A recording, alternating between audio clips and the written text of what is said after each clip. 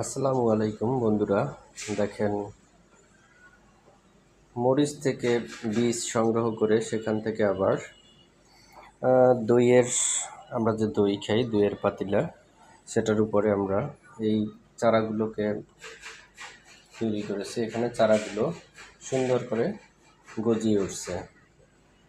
এরকমই দেখেন, একটা চারা থেকে একটা বড় গাছ হয়েছে, আর সেখানে মাশাআল্লাহ অনেকগুলো মরিচ হয়েছে।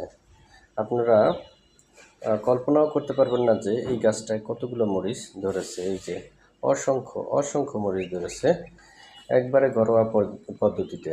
আপনার এখানে তেমন কোনো পরিশ্রম নাই, একটু মাঝে মধ্যে একটু পানি দেওয়া, যত্ন নেওয়া। এটা আপনার ঘরের পাশে বারান্দায় তৈরি করতে পারেন।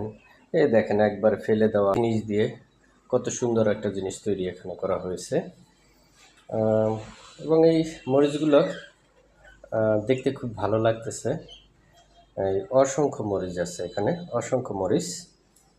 মরিচগুলো অনেক বড়, কিন্তু আপনারা দেখেন এখানে একটা মরিচ কত বড়, কিন্তু সে এখনও বড় হচ্ছে, অনেক বড়।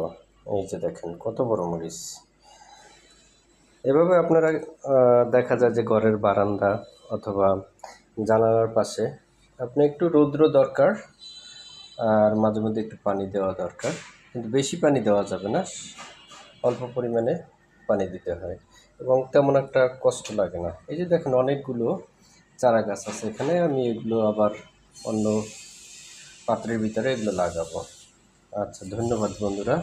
আপনারাও চেষ্টা করেন কীভাবে নিজের ঘরের বারান্দা অথবা জানালার পাশে কীভাবে এভাবে তৈরি করা যায়।